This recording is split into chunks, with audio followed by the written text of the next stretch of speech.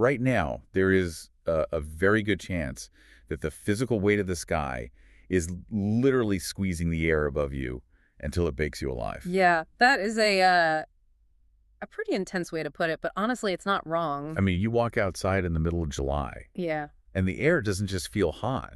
It feels heavy. It feels like a physical presence pressing down on your shoulders. Right, it's oppressive. Exactly. Yeah. And usually when we look at a summer weather map, there's this expectation of randomness. Yeah. You check the radar, and your count is completely stagnant, baking under clear skies. But you look just one state over, and they are getting absolutely pummeled by endless, violent storms. It does feel arbitrary, especially if you're only looking at the boundary layer, like right above your neighborhood. Which is what we all do. We just look up. Right. We have this tendency to view local weather in a vacuum. You look up, you see clear skies or, a cumulonimbus cloud, and you just assume it's an isolated event driven by the sun hitting the ground. But when you look at the upper level flow, you realize that absolutely nothing happening down here is isolated. Right. The illusion of randomness just completely shatters once you look at the 500 millibar charts. We're looking at a system that is incredibly interconnected. It's a planetary machine. Yes. Every localized heat wave, every sudden downpour ruining your barbecue is just a tiny gear turning in this massive synchronized engine of atmospheric fluid dynamics. And it's driven by thermodynamics on a scale that is honestly almost difficult to wrap your head around. The atmosphere is really just a fluid trying to find balance on a spinning sphere. Which is exactly what we are getting into today. Welcome to today's deep dive. Glad to be here. If you've ever stared at a sweltering summer forecast, sweating through your shirt, and wondered why you are trapped in a stationary oven while someone else a few hundred miles away is dodging midsummer hail, well, this is your ultimate shortcut to understanding the invisible architecture of the sky. We are definitely stripping away the generic hot and humid forecast today. Exactly. Yeah. We are looking at the actual physics of global heat and storm patterns based on some incredible meteorological source material. Yeah, we're going to connect the micro to the macro. So we'll start with a specific setup from the National Weather Service in Chicago to examine the local dynamics, and then we're going to zoom out to the whole U.S. Right, because we need to see how one highly amplified pattern can dictate the weather from, the Pacific Northwest all the way down to Miami. And then we have to look globally. We'll examine regions where oceanic moisture and high pressure are combining to push heat to the absolute limit of human survivability. It gets really intense when we look at the global data. It does. I am fully ready to geek out on this. Yeah. We are diving deep into the meteorology today, and let's just start right in the Midwest. Good place to start. Looking at the forecast discussions out of the NWS office in Chicago, specifically the Romeoville office, you get this perfect microcosm for summer extremes. You really do. When they publish these forecast discussions, they aren't just giving high and low temperatures, They are breaking down the kinematic and thermodynamic environment. Right. They are describing the upper air pattern, the scaffolding that forces everything we experience down at the surface. Exactly. So what is the dominant feature they are usually tracking in these summer setups? Well, the Romeoville office provides excellent diagnostic analysis, and usually the feature they're tracking isn't at the surface at all. It's in the mid to upper troposphere. Okay. We're talking about massive, sprawling ridges. And just so we're all visualizing the exact same thing, when we talk about a ridge at the 500 millibar level, we're looking at a highly amplified northward bulge, right? Yep, a bulge in the geopotential height field. The pressure surfaces are physically expanding upward because the air mass is just so warm. But it's the mechanical forcing inside that ridge that I find fascinating. The NWS discussions always highlight the subsidence associated with these ridges. Subsidence is the key to the misery, really. How so? Well, within a deep layer ridge, you have large-scale synoptic sinking motion. The air aloft is slowly converging and being forced downward toward the surface. Okay. And as that air sinks, it warms dry adiabatically. Okay, wait, this is the part of the physics that I really want to push back on, or at least clarify, because it trips people up. Sure.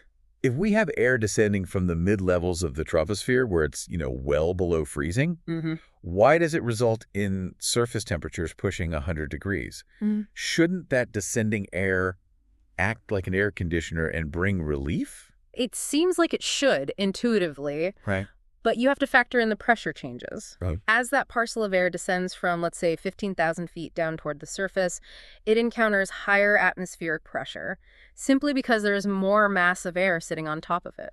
So the parcel is being physically squeezed by the weight of the atmosphere above it? Precisely. It's compressional warming. Think of a manual bicycle pump. Oh, like when you're inflating a tire. Exactly. When you forcefully push the handle down, you are compressing the gas inside the cylinder. The mechanical work you do on that gas translates into internal energy, and the barrel of the pump gets physically hot in your hands. Oh, wow. Yeah, I've felt that. The exact same thermodynamic process happens in the atmosphere. The sinking air is physically compressed, and its temperature rises at a rate of about 9.8 degrees Celsius per kilometer of descent. That is a huge jump. It is. So by the time it nears the surface, it is incredibly hot. And because it's warming, its relative humidity is plummeting, right? Which completely suppresses cloud formation. Right. You get zero shade. The sun just bakes the ground, which adds even more heat to the boundary layer. It just feeds itself. Exactly. And that subsidence creates what we call a capping inversion.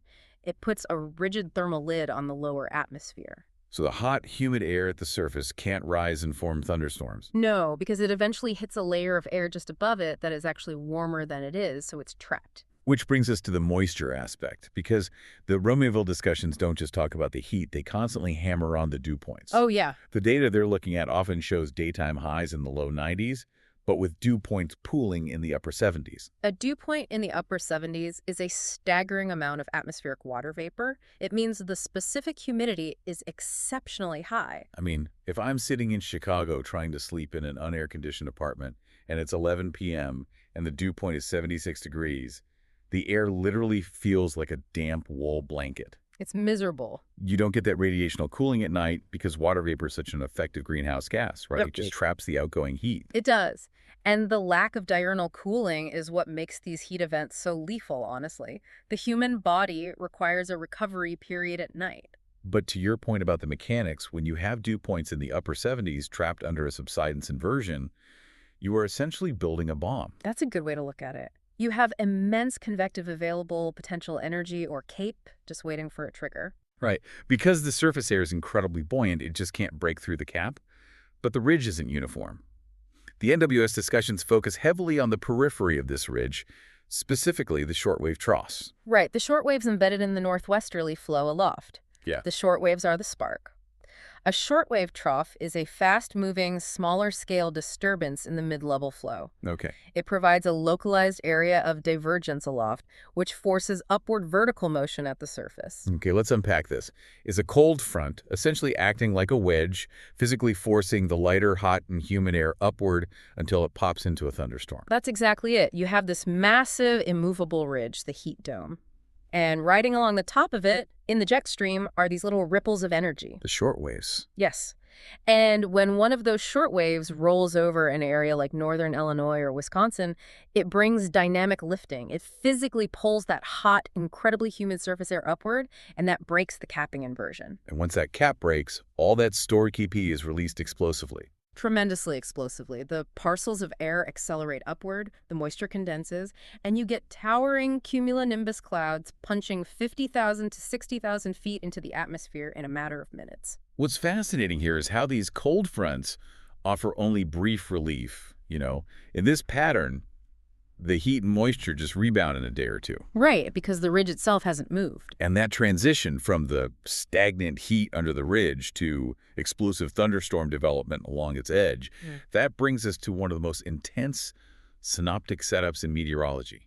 We're talking about the Ring of Fire pattern. Ah, the Ring of Fire. Yeah. It's an incredibly apt term, though it sounds more like a Johnny Cash song than a meteorological phenomenon. It really does. But in atmospheric dynamics, it refers to the periphery of a highly amplified, stationary mid-level ridge, the heat dome. Let's visualize the architecture here. Yeah. The heat dome is essentially acting like a massive, invisible mountain range made of high-pressure air sitting right over the central United States. Right. Because it's so robust, the polar jet stream cannot just flow west to east through it. Fluid dynamics dictates that the flow has to divert around the obstacle. Right. The jet stream is shunted way up into Canada, rounds the crest of the ridge, and then dives down the eastern flank. Okay. That corridor along the northern and eastern edge of the heat dome, that is the Ring of Fire. And this is the battleground, because inside the dome you have the intense subsidence, the compressional warming, Yep. the clear skies. Yep, the oven. But along that outer ring, you have the extremely hot, moist boundary layer air sitting underneath much cooler, faster-moving air aloft associated with the jet stream. which creates massive instability. We talked about CAPE earlier. In a ring of fire setup, CAPE V values can exceed 4,000 or 5,000 joules per kilogram. Wait, 5,000? Yeah. Yeah. To put that in perspective, anything over 1,500 is generally considered moderate instability. Wow. 5,000 is an extremely volatile atmosphere. It means a parcel of air, once lifted, will accelerate upward with tremendous velocity.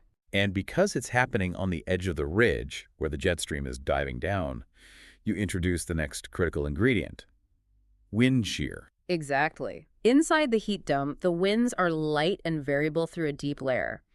But on the edge, the ring of fire, you have strong unidirectional or directional shear. Meaning the wind changes speed or direction as you go up. Right. The wind speed is increasing dramatically with height and often changing direction. Which leads to something that usually surprises people. When those short waves ride the ring of fire and spark off storms, the data shows a significant risk for midsummer tornadoes in places like the upper Midwest and the Great Lakes. It's true. Now, intuitively, we associate tornadoes with the intense clash of air masses in spring, like April and May in Tornado Alley. Seeing tornado watches in late July while the southern half of the country is under a heat advisory, it just feels wrong. If we connect this to the bigger picture, it explains why tornadoes in the midsummer along this ring of fire are actually a completely normal part of severe weather climatology in the central and northern U.S. So it's not a freak event. Not at all. It just feels counterintuitive. But if you look at the kinematic profiles, it makes perfect sense. To get a supercell capable of producing a tornado, you need instability, you need a lifting mechanism, and you need deep layer shear to tilt the storm's updraft and generate a mesocyclone. So if I'm understanding this correctly, the heat dome provides the extreme instability via that trapped, boiling boundary layer. Right. The short waves riding the jet stream provide the lifting mechanism. And the jet stream itself, being forced over the top of the ridge, provides the shear profile necessary for rotation. That is exactly the recipe. The boundary between the oppressive heat of the ridge and the slightly cooler air trying to push south creates a quasi-stationary baroclinic zone. So it's a localized frontal boundary. Exactly. When storms fire along this boundary, they ingest that 5,000 TP air, and the shear from the northwesterly flow aloft gets them rotating. Midsummer tornadoes in the upper Midwest or northern plains are an expected outcome of a strong ring of fire pattern. That is fascinating. The heat dome is basically outsourcing its severe weather to its borders. That's a great way to phrase it. And it's not just supercells and tornadoes. The data heavily emphasizes the formation of mesoscale convective systems, or MCSs. Right, the big storm complexes. These massive, organized clusters of thunderstorms that produce prolific lightning, torrential rain, and just widespread damaging winds. MCSs are the absolute hallmark of the Ring of Fire. Because the instability is so high, individual thunderstorms quickly merge into massive self-sustaining complexes. They just blob together. Yeah, and they develop their own cold pools, their own mesohighs, and they can propagate for hundreds of miles along the edge of the ridge. They basically feed off the low-level jet that pumps moisture northward at night. So we have this massive, immovable boulder of high pressure sitting over the central U.S., deflecting the jet stream, creating an oven in the middle, and a ring of violent storms around it. Precisely. Let's zoom out and look at the synoptic scale. How does this single feature dictate the sensible weather across the entire North American continent? Because the data shows wildly disparate impacts depending on where you sit relative to the dome. The synoptic scale reveals the true interconnectedness of the planetary waves. When you have a highly amplified ridge over the central U.S., what we call an omega block or a Rex block, depending on the exact setup, it forces adjacent troughs to dig deep on either side of it. Because the atmosphere has to maintain its mass balance. Right. For every massive hill of high pressure, there must be a corresponding valley of low pressure. Okay, let's walk through the region, starting with the core. The central U.S., the plains, the mid-Mississippi Valley. This is ground zero. This is the core of the subsidence inversion. Geopotential heights here are maximized. The atmosphere is deeply stable in terms of deep convection. Meaning you won't get thunderstorms. Right. But it is oppressively hot. You have maximum solar insolation because the skies are clear, combined with that adiabatic compressional warming we talked about. And the soil moisture starts to evaporate rapidly, which initially spikes the humidity, but eventually the ground just bakes dry, right? Yes, and once the soil is dry, all that solar radiation goes directly into sensible heating. It's raising the air temperature rather than evaporating water. That's when you see temperatures in the plains cracking 105, 110 degrees. Just brutal. And that heat ridge often retrogrades or expands eastward over time, doesn't it? It does. When it expands into the eastern U.S., the mid-Atlantic, and the southeast, it creates a slightly different flavor of misery. Yeah, the data points out that the East Coast becomes an extension of the Central Dome. They might not get the absolute highest air temperatures, but the humidity pools intensely. It really does. You get this thick, hazy, sultry air mass trapped under the Appalachian lead troughing. The heat indices just sit at 105 degrees for days. Because the eastward expansion of the ridge cuts off the normal progression of cold fronts from Canada, the East Coast just stews in its own juices, continually modified by the warm Atlantic waters. Now let's look at the complete opposite end of the country, the West. The data shows a fascinating dichotomy here. The Pacific Northwest is getting something entirely different from the Southwest. It's a great contrast. Let's start with the Southwest. Places like Arizona, New Mexico, Colorado, they are dealing with a North American monsoon. How does a blocking high-pressure system over the central U.S. cause a monsoon in the desert? It's entirely driven by the circulation around the high. In the northern hemisphere, the flow around an anticyclone high-pressure system is clockwise. Okay. If you have the center of the high sitting roughly over the Four Corners region, or Texas, that clockwise circulation acts like a massive pump on its western and southern flanks. Wait, let's trace the wind vectors here. If the center is over Texas, the winds on the western side of the high over New Mexico and Arizona would be blowing from south to north. Exactly. And what lies to the south of Arizona? The Gulf of California and the eastern Pacific. Yes, the exceptionally warm waters of the eastern Pacific. So that clockwise flow is actively drawing a persistent fetch of deep tropical moisture northward, right into the desert. Yes, it's a low-level moisture advection machine. That tropical moisture sweeps into the southwest, and when it encounters the complex topography, like the Mogollon Rim in Arizona or the San Juan Mountains in Colorado, it is forced to rise. Orographic lifting. Right. You take deep tropical moisture, you heat it up in the desert sun, and then you physically force it up a mountain range. Yeah. The result is explosive, daily afternoon thunderstorms, the monsoon. Exactly. Here's where it gets really interesting. One single geographic feature, the central heat dome, acts like a massive boulder in a stream.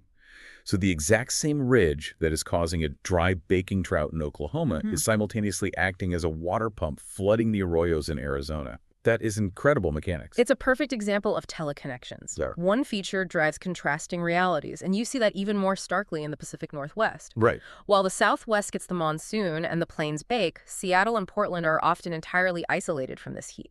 The data shows the Pacific Northwest dealing with Pacific troughs. This goes back to the conservation of mass, right? If the jet stream is bulging way up into Canada over the central U.S., it has to dip southward somewhere else. Precisely.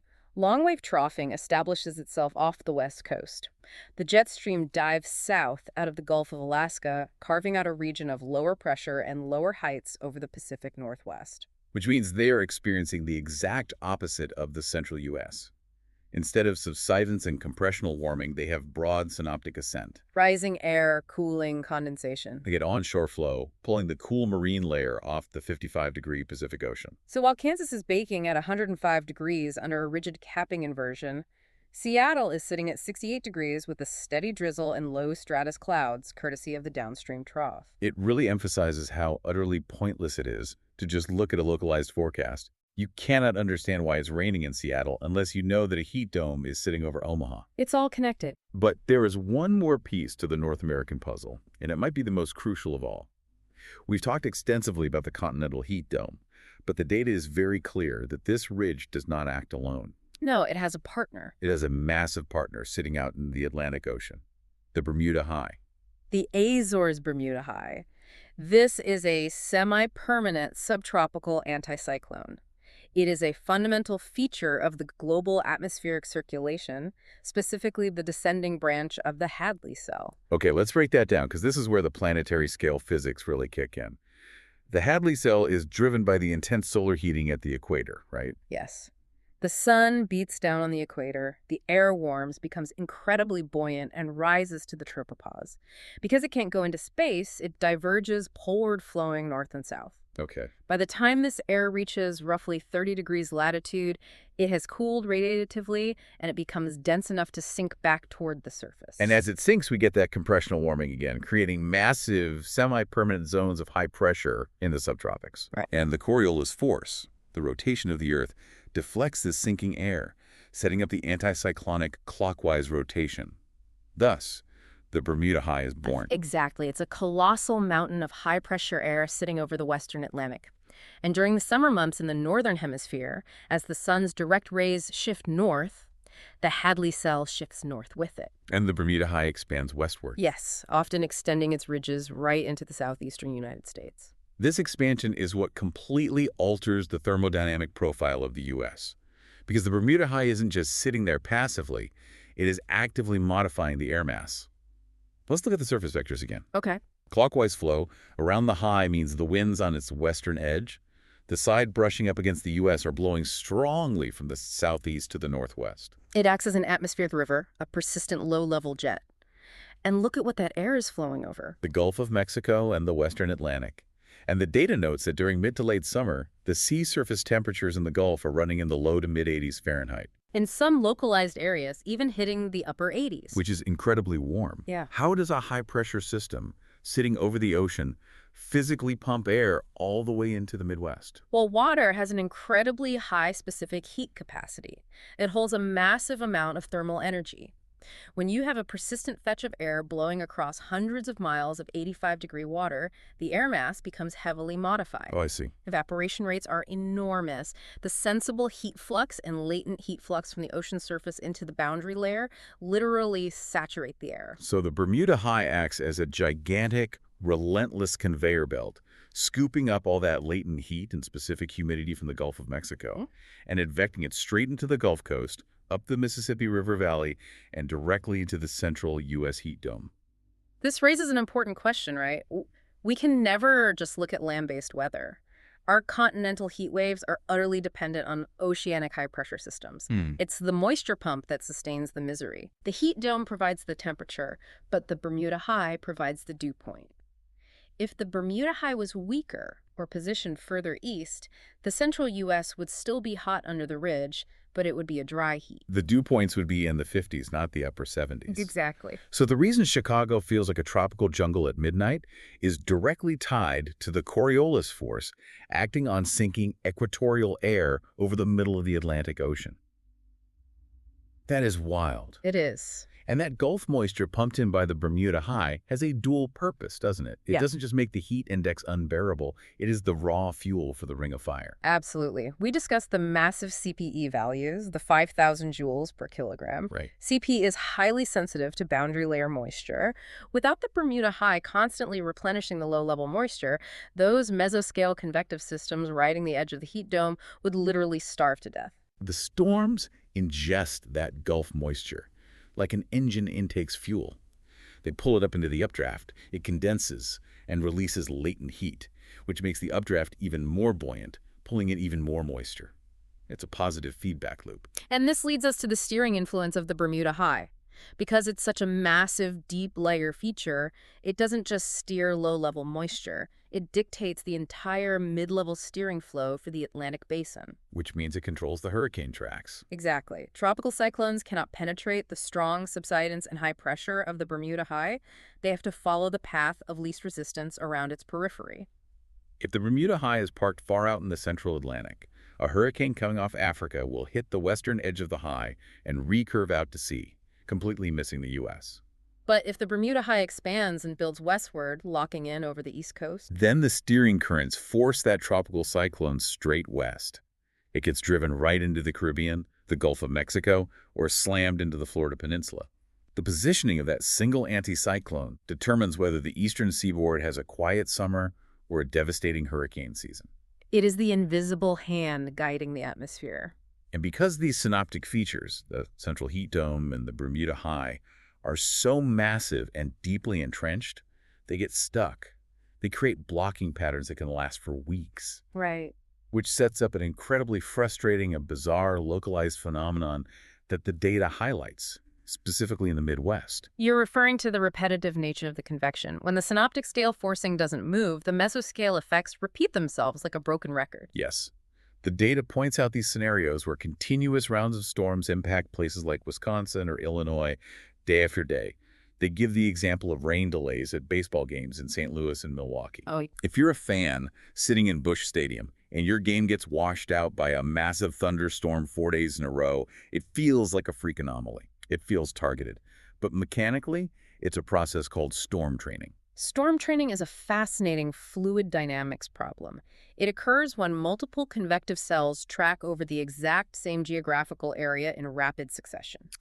Okay, to understand why they follow the exact same paths, we have to look at the microphysics of a thunderstorm downdraft, right? Specifically, outflow boundaries. Let's unpack the outflow boundary because it acts like a miniature, localized cold front. When a thunderstorm matures, it's dumping a massive amount of precipitation-heavy rain and hail. Right. And as that precipitation falls through the updraft, it creates drag, physically pulling air downward. More importantly, some of that rain evaporates into the drier mid-level air before it hits the ground. Evaporation is a cooling process. It absorbs latent heat. So this column of descending air becomes significantly colder and denser than the surrounding ambient air. It becomes a density current. When this cold, heavy downdraft slams into the surface, it has nowhere to go but outward. It spreads out horizontally in all directions, just like pouring a bucket of cold water onto a flat driveway. And the leading edge of that spreading pool of cold air is the outflow boundary. Exactly. And because it's a wedge of dense cold air, it plows under the hot, incredibly humid ambient air, the air being continuously supplied by the Bermuda High. So the outflow boundary acts as a localized mechanical lifting mechanism. It forces the 75-degree dew point air upward. Yes. If the environment is completely uncapped, or if the boundary is strong enough to break the cap, new thunderstorms will initiate right along that boundary. So Storm A moves through St. Louis. It drops a massive cold pool. The outflow boundary from Storm A pushes forward and lifts the sticky air, initiating Storm B. Storm B develops, drops its own cold pool, pushing the boundary a little further, initiating Storm C. We call this backward or forward propagating MCSs, depending on the orientation of the low-level jet relative to the outflow boundary. But the key is the Corfiti vectors. The Corfiti vectors. It's the mean wind in the cloud-bearing layer combined with the propagation speed of the gust front. When the synoptic flow aloft is perfectly aligned with the orientation of the outflow boundary, the storms just regenerate and move over the exact same path.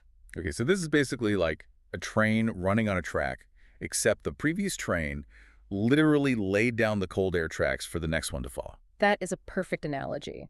And because the heat dome is locked in place, deflecting the jet stream in exactly the same way every day, that track doesn't shift. So the fans in Milwaukee aren't cursed. They're just sitting directly under a stationary Corfiti vector alignment. It's atmospheric physics operating exactly as designed. But while rained-out baseball games are frustrating, the data demands that we pivot to the truly severe implications of these thermodynamic setups. Yeah, let's talk about that. We've looked at the U.S., where we have heat domes and high dew points. But what happens when we remove all limiting factors? What happens when we push the specific humidity and the subsidence inversions to the absolute physical limits of the Earth's climate system? We're moving from the uncomfortable ring of fire into environments that are physiologically lethal. We are looking at the global oven. Right. And the transition from a miserable Midwest heat wave to a lethal global extreme hinges entirely on human physiology. It comes down to the wet bulb temperature, which is a metric that combines dry air temperature with humidity to measure the true cooling capacity of an environment. Let's break down the mechanics of the human cooling system because it's the only way to understand why high dew points are deadly, not just annoying. Right. We are endotherms. We generate our own internal heat. And to maintain a core temperature of 98.6 degrees, we have to constantly shed heat into the environment. When the ambient air temperature is cooler than our skin, which is usually around 95 degrees, we can shed heat through simple radiation and convection. Heat naturally flows from hot to cold. But when the air temperature pushes above 95, up into the 100s, radiation stops working. In fact, it reverses. The environment starts pumping heat into our bodies. So our primary defense mechanism kicks in, evaporation. Sweating. Sweating is an incredibly efficient cooling mechanism, provided the sweat can evaporate. As the liquid water on your skin turns into water vapor, it absorbs latent heat from your skin, physically pulling thermal energy out of your body. But evaporation requires a vapor pressure gradient. The air around you has to have room to accept more water vapor. Exactly. If the dew point is in the upper 70s or low 80s, the air is nearly saturated. It cannot accept much more moisture. And that is the critical failure point. If the dew point is too high, evaporation ceases. You continue to sweat profusely, losing massive amounts of fluids and electrolytes, but the sweat just rolls off you. It doesn't evaporate. Your cooling engine has essentially seized up. At that point, your core temperature begins to rise inevitably. When your internal temperature reaches about 104 degrees Fahrenheit, cellular structures begin to break down. Proteins denature. That's terrifying. The central nervous system fails, leading to heat stroke and rapidly death. The theoretical survivability limit for a healthy human resting in the shade is a wet bulb temperature of 35 degrees Celsius, which equates to an environment of roughly 95 degrees Fahrenheit at 100% humidity. And the data points to regions where the synoptic setups are pushing right up against and sometimes exceeding these physiological limits. They highlight South Asia, specifically Pakistan and India. We were talking about ambient dry bulb temperatures hitting the mid-40s Celsius. 111 to 115 degrees Fahrenheit. The heat waves in the Indian subcontinent are driven by massive, deep layer ridging that sets up prior to the onset of the monsoon. You have intense solar heating over the landmass, creating a thermal low at the surface, but a massive ridge aloft trapping the heat. And the human toll is staggering. The data notes dozens of fatalities in specific events, but epidemiological studies suggest the excess mortality during these heat waves is in the thousands. Because people are forced into manual labor outdoors in an environment where their bodies literally cannot shed heat. But as extreme as 115 degrees in Pakistan is, the thermal load becomes unimaginably worse when you introduce the ultimate oceanic accelerant. The data points us to the Middle East, specifically the regions surrounding the Persian Gulf and the Caspian Sea. This is where the physics just get terrifying. Yeah. In the desert regions of Iran or the Arabian Peninsula, you easily exceed 45 degrees Celsius over 113 Fahrenheit. In a dry desert environment, that is incredibly dangerous, but you can still sweat. The wet bulb temperature stays somewhat manageable because the air is so dry. But the Persian Gulf completely destroys that defense mechanism. The Persian Gulf is a relatively shallow, highly enclosed body of water located in one of the hottest regions on Earth. Because of its high thermal inertia and shallow depth, it absorbs an immense amount of solar radiation during the summer. The data states the sea surface temperatures in the Persian Gulf climb into the upper 80s to lower 90s Fahrenheit. In isolated, shallow coastal areas, it can push 95 degrees. That is literal bath water. Now combine that with the synactic wind flow. When the prevailing winds blow off the scorching Arabian desert, they are intensely hot and dry. Right. But as they move over the Persian Gulf, they encounter water that is 90 degrees. The vapor pressure deficit is massive, so the evaporation rate off the surface of the Gulf is astronomical. The desert air acts like a superheated sponge, just vacuuming up thousands of tons of water vapor. And when that marine boundary layer is pushed onshore into coastal cities in Iran or the UAE, you get a thermodynamic profile that shouldn't exist.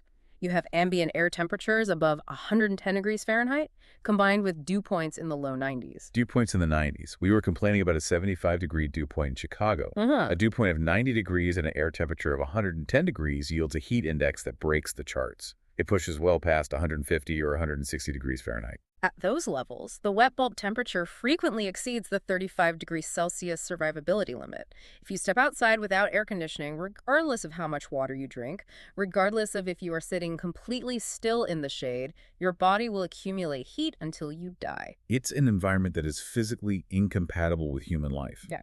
So what does this all mean for the human body? If the Persian Gulf is basically bathwater, people living there are trapped between baking desert heat and suffocating oceanic humidity. The geography has created a flawless atmospheric trap. The subsidence from the Hadley cell creates the heat, and the warm enclosed bodies of water provide the lethal moisture. It forces a complete reliance on artificial climate control for basic survival. And the data mentions the Caspian Sea acts similarly for northern Iran, acting as a secondary engine driving regional humidity and severe localized storm activity due to the immense latent heat release. It is a profound and heavy reality. It really is. And it truly brings our exploration today full circle. We started by looking at a forecast discussion in Romeoville, trying to understand why a 75-degree dew point makes us miserable under a mid-level ridge.